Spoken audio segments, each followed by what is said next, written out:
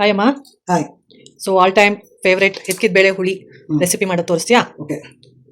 ಇದು ಇವಾಗ ಸಾಂಬಾರು ಪುಡಿ ಮಾಡಿದ್ನಲ್ವ, ಅದೇ ಸಾಂಬಾರು ಪುಡಿಗೆ ಒಂಚೂರು ಚಕ್ಕೆ ಗಸಗಸೆ ಹಾಕ್ತಾ ಇದ್ದೀನಿ.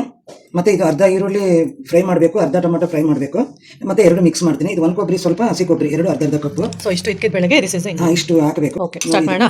ಸ್ಟಾರ್ಟ್ ಮಾಡಿ. ಫಸ್ಟ್ ಚಕ್ಕೆ ಹಾಕ್ತಾ ಇದ್ದೀನಿ. ಆಯ್ತು, ಆಗಿದೆ ಇದು. ಓಕೆ, ಇದಕ್ಕೆ ಅರ್ಧ ಈರುಳ್ಳಿ ಹಾಕ್ತಾ ಇದ್ದೀನಿ. ಓಕೆ, ಚಕ್ಕೆ ಫ್ರೈ ಮಾಡಿ ತೆಗೆದಿಟ್ಕೊಂಡು ಅದಕ್ಕೆ ಈರುಳ್ಳಿ.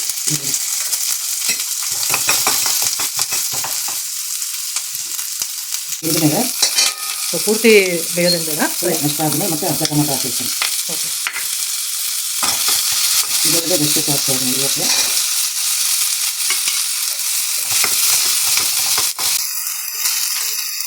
ಸೊ ಎಲ್ಲ ಒಣ ಕೊಬ್ಬರಿ ಮತ್ತು ಹಸಿ ಕೊಬ್ಬರಿ ಎರಡು ಅರ್ಧ ಕಪ್ ಹಾಕಿದ್ದೀನಿ.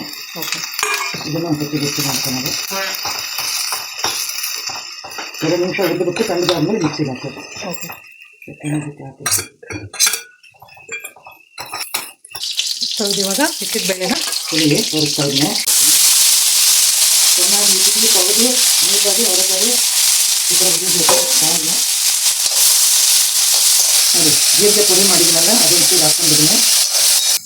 ಸುಮ್ಮನೆ ಗಮ್ಮಂತ ಹಸಿ ವಾಸನೆ ಹೋಗೋದು ತುಪ್ಪದಲ್ಲಿ ಉಪ್ಪೋದು. ನೋಡಿ, ನೀರು ಹಾಕ್ತೀನಿ. ಬೆಂದ ಮೇಲೆ ಆ ಮಸಾಲ ಹಾಕ್ತೀನಿ. ಓಕೆ, ಸೊ ಇದು ಬೆಂದಿದೆ ಅಲ್ವಾ? ನೋಡಿ, ಬೆಂದಿದೆ ಕ್ಲೀನಾಗಿ. ಹಾಗೆ ಮಸಾಲೆ ರುಬ್ಬಿರೋದು ತೋರಿಸಿದ್ನಲ್ಲ, ಅದೆಲ್ಲ ಹಾಕಿ ರುಬ್ಬಿರೋದು ಇದು ಹಾಕಿದ್ದಾರೆ.